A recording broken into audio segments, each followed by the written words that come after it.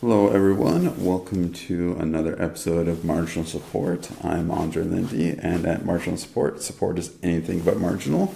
Today, I have a new guest. Let me say if I'm saying it right or wrong. Is it Stefano? Is that correct? Stefano.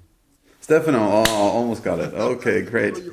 Well, is it a pleasure to meet you. Stefano is one of the many people who actually reached out to me and said, "Hey, I would like to be on Marginal Support." So I'm honored that you're here. So could you just give a short introduction about yourself, please? Yeah, okay. I'm Stefano. I just go by Ste for short. And I'm Italian, and I moved to Scotland 11 years ago, roughly, just a bit longer than 11 years ago. And I work in SaaS. I worked in SaaS for the past 8 years of my life. And I'm actually transitioning to a new role. Actually, this is my week off before starting a new job. And I will be basically being a founder, global head of support for a new San Francisco company. Just gonna keep it secret for now. But yeah, I'm gonna basically building the support function from the ground up. And That sounds. and I live in the Lower Highlands in a small seaside town. And yeah, that's pretty much me in a nutshell. And I do music, as you can see from the background. Well, I mean, that's amazing. You hit on so many things that, on a personal level, it hits with me. One, my family's Sicilian, so one, I definitely connect with that. And two, I love Scotland. Never been there, always wanted to go. So a couple things. But you mentioned something in your introduction that I find very interesting. You said you're moving to a head of support, and as we know in support, customer communications can make or break an interaction with clients, right? So what is one of your first priorities when you are setting everything up to make sure that your customer comms are going to be set up the right way? One of the things I cared about the most is the team, my reports, we try to do to have a consistent communication style, because the thing is that depending on the industry, you might have clients that appreciate an approach better than the other, rather than the other. So having a standardized type of communication is extremely important. And I try to ask my team to introduce certain approach, like a certain kind of greeting, a certain kind of closure, but try to all stick to the same kind of closure, because you can actually evaluate the results, the CSAT, based on on that kind of approach, based on that kind of client. But yeah, client communication I think it's one of the most complex aspects in a support role, as you can imagine. Because again, you need to adjust based on who you have in front of you, who you're dealing with. You may have an extremely technical person, you may have a new guy, and and technically challenged person. So it depends. You need to adjust. And the thing is, at least that's my experience. I worked in support for the past 20 years, and no one ever sat with me and actually coached me in communicating with clients. And you have usually, we usually have this greeting, we usually have this closure, but when it comes to actual client communication, no one in the past 20 years ever sat with me and said, okay, let's discuss about this. Let's discuss about this approach rather than another. So, and that's what I'm doing now. For the past 3-4 years, I try to dedicate the part of my training, not just with product training, process training, and you name it, but also clients communication, which is always, in my opinion, overlooked a bit too much. And I think that the results I'm observing for the past couple of years, 3 years, are promising and show that if you spend, especially when you work with junior people, right? But even seniors sometimes, dedicating time to actually mentor and coaching about clients communication is extremely valuable, and the ROI is there. It's tangible, it's concrete. I couldn't agree more that that's actually kind of one of my pet peeves in some ways, is when I would have people who would put replies and it'd either be a very generic reply, or you knew they weren't reading what the client wrote, and that makes the client angry. And so I 100% agree that communicating with clients is kind of a lost art. And I think you touched on one thing that I want you to dig in a little more, is that junior people, they don't know. But sometimes we do have to coach more senior people. And that might be a little difficult because they might have a bit of an ego around, well, I'm senior here. I know what I'm doing, right? How do you approach the more senior people versus the more junior people? Okay, I treat my team exactly as I treat my client. So one of the key component when I communicate with people is always try to explain the why. So if we talk about client, for example, if I'm asking for a screenshot or for whatever, right? I often, I mean, 99% of the time, I never once detected any friction or people not collaborating when you explain the why. Like, hey, give me please this screenshot. With this screenshot, I will do this. So you're basically explaining what you're going to do after. So you're just setting expectations. And I do the same with my senior members, my team. Like, if we have this kind of approach, this is what happens. And and usually I try to bring example on the table. But again, you're right, because the main problem is that you have a bit of an ego that kicks in, and it's really tough to resolve. But usually I try to explain in detail why that specific approach works. And 99% of the time, I find this kind of approach successful with both senior team members, junior team members, as well as clients. So the motive is always, it's always extremely important to be shared, to have people on board.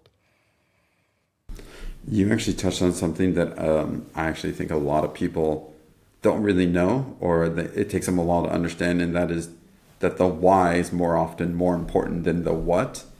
Because I'm curious, how many times have you dealt with clients or the people on their team, or they keep asking, what is the client doing? What is the client doing? But you're not really understanding why they're doing it. Because if you don't understand why the client's doing something, can you really solve their issue? So how have you gone and tried to educate your team on why is more important than what they're doing? You know that actually this is one of the biggest problems, especially now in the AI era, where you get answers pretty much right away from, especially when you have AI tools connected with your code base or your knowledge database, you can get answers pretty quickly. But the problem is that, and this especially with junior people, they tend to use AI to be faster, to be more efficient, to hit their target quickly. But the problem is that they don't spend enough time to understand the why behind the ticket was raised, and try to switch from a reactive, I'm giving you this, to a proactive. I'm giving you this, but for the next time, do this. Or for the next time, if you do this instead, or even simply, just trying to switch the approach.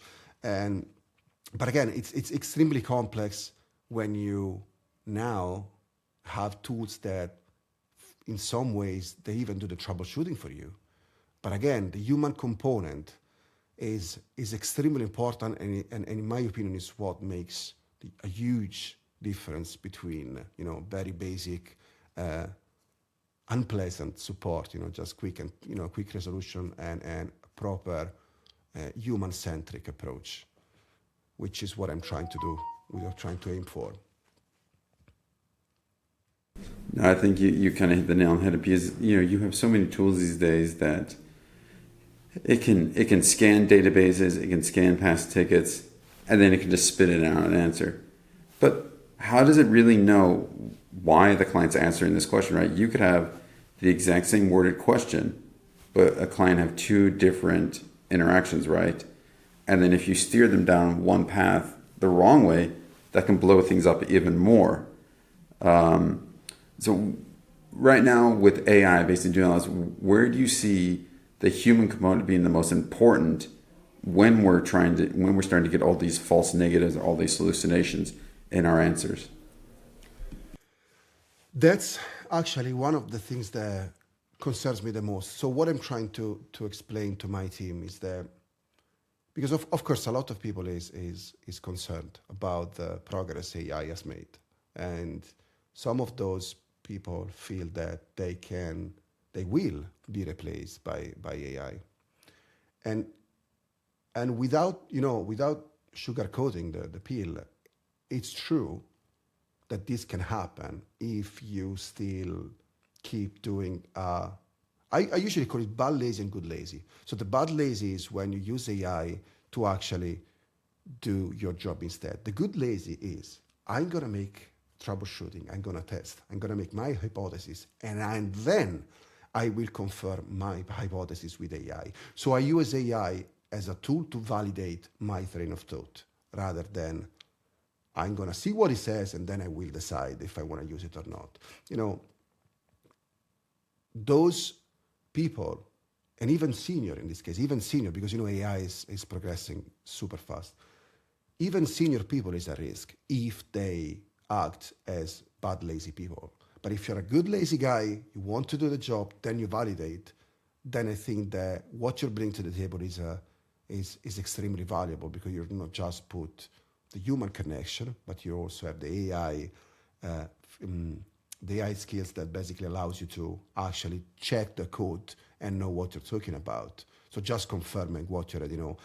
And even your response, the response you're sending out are extremely more complex or extremely more valuable from a client's perspective because you can decide what to share with the client in terms of how deep you want to go based on who you have in front of you, who's on the other side of the screen. But again, the key here is being a good lazy guy, and yeah, and AI will never replace you. I don't think I've ever heard that analogy before, but I love that the good lazy and bad lazy that resonates with me. I mean, I can think of an example where bad lazy could get you in lots of trouble. So let's say someone is just super lazy, they rely on AI for everything. They give an answer that they didn't even validate, and then comes and blows up back in their face, right? I mean, that's going to be a learning moment, but it definitely has a huge risk. Um, how do you educate people then on this? Because it seems like people are gonna, I think gravitate towards the bad lazy. Do you try to model the behavior first so people can see how to do it, or how do you teach people to be good lazy? Again, once again, the key component is the why. I try to say, I mean, I just explained to my team what I just told you and explained that if you keep using AI as a bad lazy person, then if all the knowledge that you managed to gain, you managed to acquire in the past months, during your tenure, is going to be lost because you're going to lose touch on the product. And if you lose touch on the product, that's where you're going to give synthetic responses that are, you know, yes, you can get a good response using AI, even just AI. But the problem is that when you give an aware response that is based on your own knowledge, on your train of thought, the way you communicate, the way you respond to that specific ticket is clearly bad. I mean, you can feel by seeing a response that if a response comes from a train of thought validated or from AI and then a validation of the AI, you can feel it. But again, I think that the best way to mentor and coaching to be good lazy people is by actually explaining in detail the motive why that specific approach is gonna pay in a better way compared to the lazy one. Even if because a lot of especially junior team members, they are eager to meet their targets, they are eager to do more than what you ask for. But again, what I usually tell my team is that of course we care about numbers because it would be a lie to say that we don't. Everyone cares about numbers. It's our industry. But I'd rather have a better experience. Like if you do 30%, 25%, 20% less tickets, but your responses, the quality of your responses is higher, then for me it's a balance. So quality before quantity. But again, motive is paramount. Sharing the motive behind the request, the process that you want to implement is paramount. I couldn't agree more. I mean, when someone actually puts in the work, you can do it. I'm actually gonna probably steal that idea from you, where I'm gonna do a lot of my pre-work, and then I'm gonna use AI to validate, because I think there's this sentiment of garbage in and garbage out, that if you start by just using AI to do all your basis, all your foundation, then you're kind of lost from the start there, right? So I think that's a really great idea. What I think is the biggest problem is that a smart company relies on the support team not just to resolve tickets, but even to improve the product. So support guys are of course the first line with that is in touch, is real touch with the client. So if you have an understanding of the product and you actually process those tickets as a human being, and you can provide an extremely valuable feedback to the product team to make the product better. And again, why I define this as a good lazy approach, because if you do this, let's say for example you get a certain amount of tickets regarding a button that's not clearly visible. Okay, so a good lazy person says, okay, I don't want to work, I don't like doing my work, I don't want to work, okay, I'm lazy. But if instead of having AI doing my job, I'm gathering all this information and checking with product, I say, guys, the presence of this button that is not visible enough is causing, I don't know, 10 tickets a week. Why don't we change the color? Why don't we change the position, the size, whatever? Okay, and this approach is, I'm working more to work less. And that's why I call it a good lazy approach. So again, if you have AI doing this for you, then AI will never come up with a solution like, oh, okay, we have this ticket about this, let's make this change. So it always has to come from the support team, from the human being. So that's why the human touch is extremely valuable for a support team. Now that you mentioned product and repeat occurrences with tickets, I want to get your opinion on, there's tools now these days that can go in tickets and can guide or categorize and start to notice trends. But like you said, there has to be a human there. So what is your opinion on these tools that are now coming out and basically trying to help support teams recognize these patterns where we wouldn't have seen in the past? There'd be maybe 15 tickets, but they're all spread out and we wouldn't be able to connect the dots. But now we are having platforms that can help us connect these dots and maybe make more of these, ideas and kind of patterns that we didn't see before and present them the product. So this is actually an extremely good question because it touches me personally. A few months ago, I was using the app builder in Zendesk, and I built a small app that I call the queue cleanup. So basically, this app that I built scans the queue for tickets where the client says, okay, you can close this. Okay, thank you, I'm done. This kind of stuff. So tickets that are sitting there open, messing up with the metrics, but that they can be easily closed. But at the same time, I expanded this app and I introduced a tab that was looking for patterns. But again, the AI can tell you, I believe with a certain amount of confidence that there is a pattern with that specific product, with that specific issue, with that specific thing. But unless you have a support team that actually knows the product, that actually is basically in touch with the product, that you can actually analyze the pattern, validate the pattern, and provide a report to the product team. So again, once again, if we as leaders, we believe that output is the only metrics we want to care about, like, how many tickets did you respond? How many tickets did you solve? And we overlook the quality of those responses in terms of, but not quality, because, AI can give you really good quality in terms of, just you can set a prompt and then it gives you whatever you want.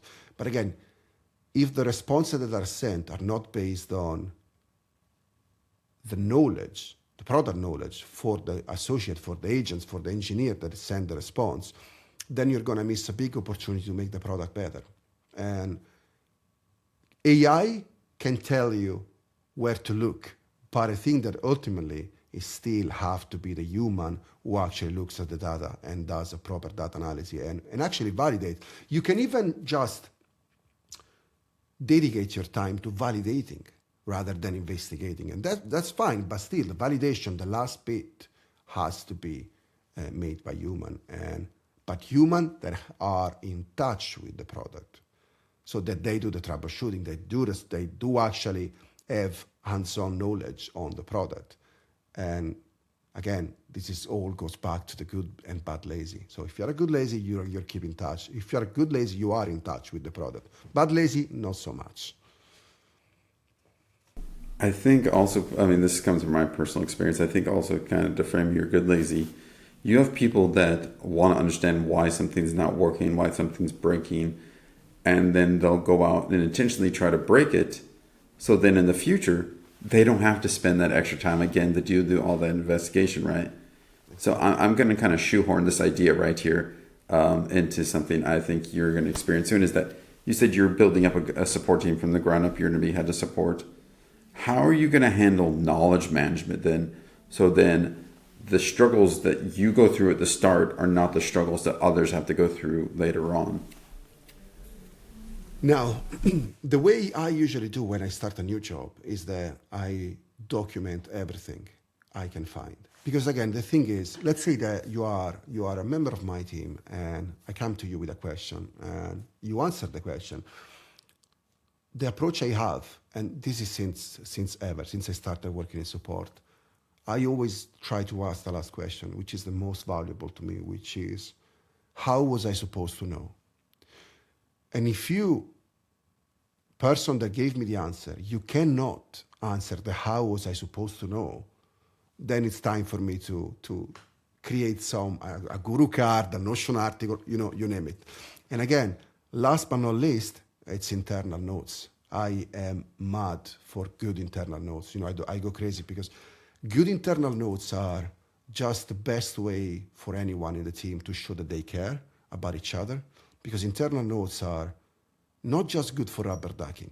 That's why you type, you speak with yourself, and sometimes you come up with a solution. But they are good to actually build a knowledge database. Because again, tickets are there. So tomorrow, a week from now, a month from now, 6 months from now, the same issue may pop up again. And just searching by the text, for example, and it's something that no one thinks, and I don't know why.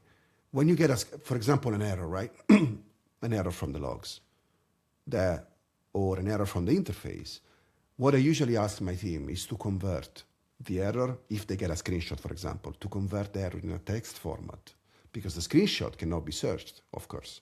But if you convert the error in a text format, then anyone in the future will be able to find that ticket. So again, I don't want to answer this ticket again in the future because I'm a good lazy, okay? I don't want to answer because I'm lazy, sorry, I'm lazy. I don't want to answer this ticket again. I don't want to do this troubleshooting again. So how can I do this? Leave good notes so that in 6 months down the line, if I need it again, I can just find this ticket again just by searching. And I can use my same approach, my same response. I mean, you name it. And of course, we're going to go to the macro example. Build a macro if you can. But again, leaving breadcrumbs is extremely important. But again, asking the how was I supposed to know is extremely important, especially if you work for startups where everything is a bit fragmented because you're building stuff from the ground up. So the how was I supposed to know is extremely important, and it shows that you want to leave things better than you found them. And especially when you work in support, which there is so much things to learn, especially on your first few months, that it's extremely important that you ask that question. Always ask the how was I supposed to know. I'm curious, since you've worked in startups and I've worked in predominantly only startups, I'm curious how many times you run into this where you ask that question, how was I supposed to know? Well, I don't know. Okay, well, who built this? Oh, he left the company. So you're stuck in this position then where you're like, well, who has the knowledge about this then, right? I mean, how often do you experience that where there's a loss of tribal knowledge, or if there's a loss of an engineer and then no one really properly knows how a function should work within the platform? I'm not exaggerating if I say that, especially for startups that are 3, 4, 5 years old, 50-60% of the time, it's tribal knowledge. So 1 out of 2, it's tribal knowledge. But the main problem is that we live in an era where a lot of people wants to be the guy, okay? When you are the guy, you feel empowered, you feel that you're untouchable, your position is validated, you're there, no one can touch. I personally always thought that the guy is too much of a risk. It's not a feasible business model having the guy. So everything you learn should be shared right away. So to prevent this tribal knowledge, it should be shared in today I learn channel, or you make an article right away. So that's the problem, is that right now, at least that's for my past experience, is that I never once worked for a company that actually introduced documentation in their OKRs. And what I try to do is ask my team to create at least 5 to 10 articles a month when they learn something new. And I'm trying to, using AI, find ways to calculate how many articles are published. Because again, I don't want to have the guy in my team. I'm the guy most of the time. I become the guy, but I'm the guy that also shares. So when you come to me with a question, I usually don't even have to answer the question. I give you a link, either to a ticket with my notes or to an article. Because there's no way that a company should be exposed to the risk of having the guy or the gal, to be gender neutral, the person, that you go to. So I like that response. It kind of makes me think of something I did a while ago at another company where we were experiencing this too much tribal knowledge, not enough documentation. There was the official how-to docs, but they didn't really do any good job of troubleshooting. So what we did there was we created 2 teams, and we basically had a contest between the 2 teams, who could write the most support articles, but then they were validated by another person, so people just weren't churning out junk. And it was the KCS process, which I personally like quite a bit, because when you're writing articles like that, you're asking the question, what is the problem as your topic? And then in your body, you're giving what is the solution. But the reason why I like this is because it really makes people think more, why am I writing this article, right? So when people are going through and writing these articles, they really have to put a lot of thought to it, because they have to really know what the issue is before they write the article. And so, there's a long way to, I'm curious, how often do you have people write a support doc or write something, and then you look at it, you're like, this doesn't make sense. Like, what is the point in this article? What are you trying to get across when you're writing this documentation? But again, we go back, we're basically going back to the usage of AI. So if you have people that actually understand the product because they are hands-on with the product, then even the documentation that they produce is better, is more extensive, and it feels real. And this is why it's extremely, extremely important that you validate using AI and not validate what AI tells you. It's the other way around. So yeah.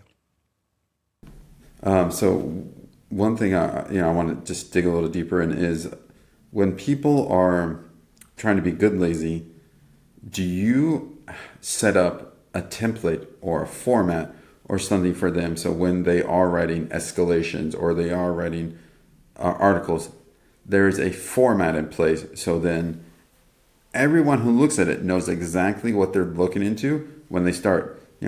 What is your experience when you've had a format in place where everyone can follow the format versus when you've just kind of been the Wild West and everyone's just submitting their own format? How do you make sure that the documentation is easy to follow and easy to read and basically easy to replicate? The example I usually share with my team, because I create templates for documentation and for internal notes. I see internal notes as just an extension of documentation. So when I explain that why a template, a standardized template, should be used, I usually go with the example of McDonald's or Burger King. You pick your favorite fast food chain, okay? Now, if you come to Scotland and you go to McDonald's, you can order quickly, boom, like that. No stressful at all. Why? Because it's familiar. You know the place, you know the colors, you know the name of the stuff, you know the menu, you know the buttons, no matter if you go to San Francisco, to go to Japan, to go to Edinburgh, you know it's familiar.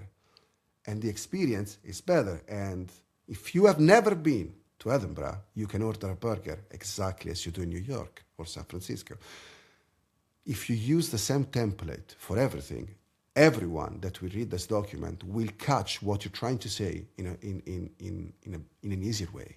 Because it's familiar. So you're going to place an order or you're going to read an article in a faster way, in a more familiar way. That's why using a template is extremely, extremely successful in both in internal notes and in documentation. But again, this is the example I usually share with my team. And it's so, everyone went to McDonald's once in their life or twice in their life. So everyone knows McDonald's, right? Or Burger King or whatever. So it's something that resonates with everyone. And so far, I never got any pushback. So it seems that I think it works. I think this is an excellent example of what you're talking about, good lazy here. If you set it up one time, people are going to understand it, and then they're not going to question it, but then it can help them be good lazy in the future also, because they know exactly what to expect. Exactly. I actually might have to steal this McDonald's example from you, because it resonates with me in terms of just like how easy it is for people to understand. So I want to touch on one more thing that you said originally way back. And so you're going to be head of support. You're going into a company now. It sounds like you're basically building everything from the ground up. From all your experiences from your 20 years of working in support, what are things that you're excited to do now that you can say, okay, I saw this didn't work in the past, and I want to make sure that it's working right this time? What are things you're excited to do right the first time in this new role? Oh, this is a very good question. I like the human interaction. This company where I'm going, there is a small support team, which is basically I'm not going to say unmanaged, but it's a startup, so it's not well defined. And what I like the most is setting the culture in a proper way where people can feel empowered to do their job, where there's trust, and where they can understand that everyone can come to me for any kind of problem and we can figure it out.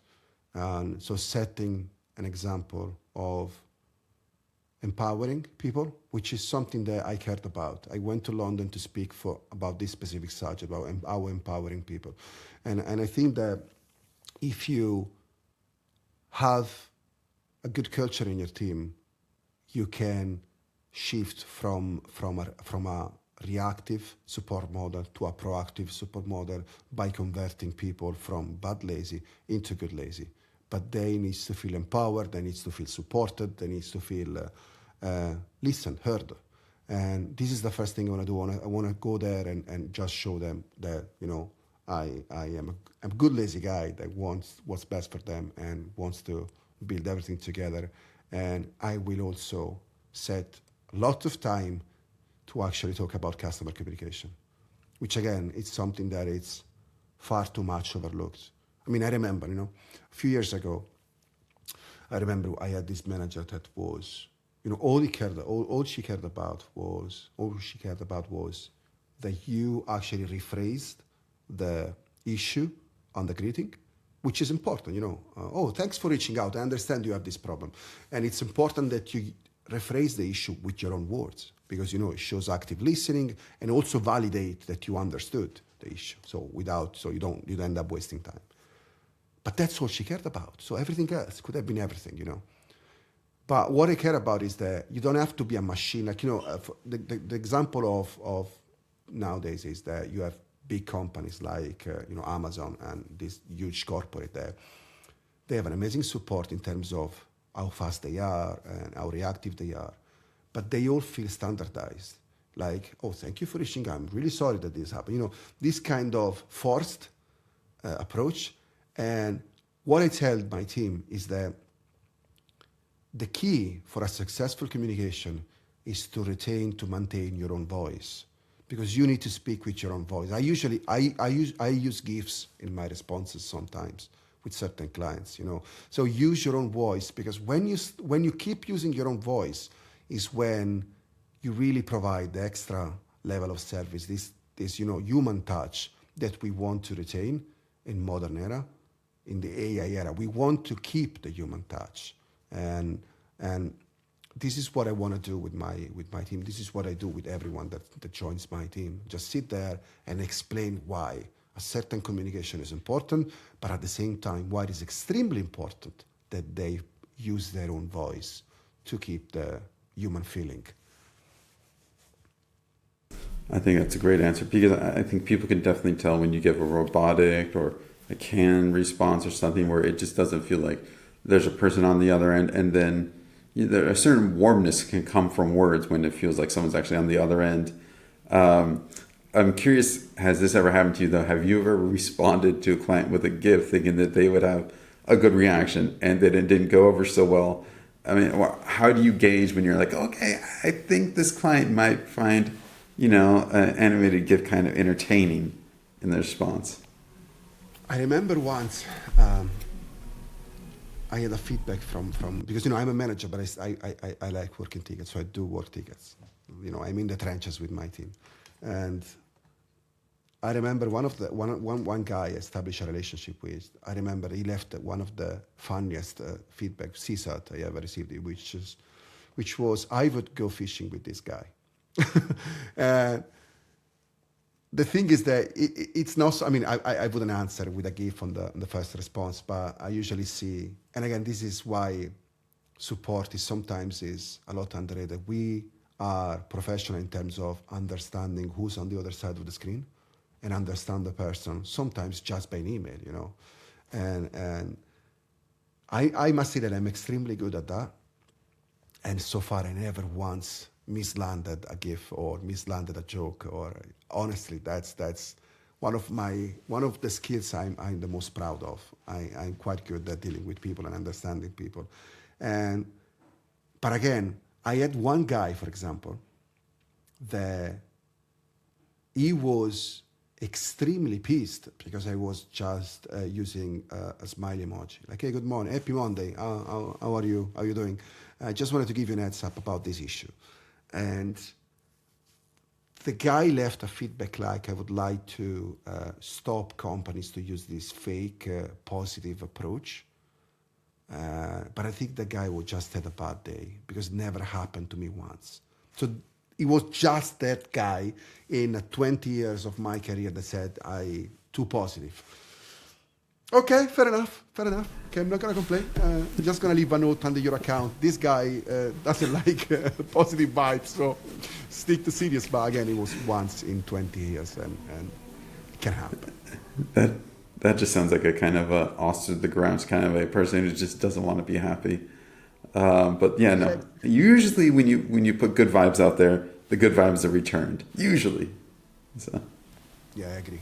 Most of the time, it's like that, and I think that we do a job that can be extremely boring sometimes, especially when I like troubleshooting stuff. Okay, I like troubleshooting complex issues, but there can be that day that where you have just simple stuff and all over a week of high volume, whatever, can be boring. Okay, so I think that the only way I see engineers can make their job more pleasant is to keep having those interaction, those real interaction, and just try to build a relationship out there. I also understand that it is not always possible because it depends on the product. For example, in my previous company, we used to speak with the same people over and over and over again, so you have even more time. But I understand also where you work for a company that is a touch and go. So you have one touch thing and then you will not speak with this guy again. So it also depends on the clientele you have. But the ultimate goal should be building relationship, no matter what. And that's not just going to be a better experience for the end user, for the client, but honestly, it's going to make our life, our job, even more pleasant or more tolerable, and time flies faster because you get to know people, which is fun. I couldn't agree more. Well, on that note, it was actually really wonderful getting to know you. We are near the end of our time here. Stefano, it was an absolute pleasure. And there's something I like to say at the end of every episode, and I think this might resonate with you, that I like to say support just isn't a job, support is a mindset. If we keep the same kind of thinking and the same kind of energy we do in support towards our other things, it kind of can make our lives better. So, Stefano, thank you once again for joining Marginal Support, and I will talk to you later.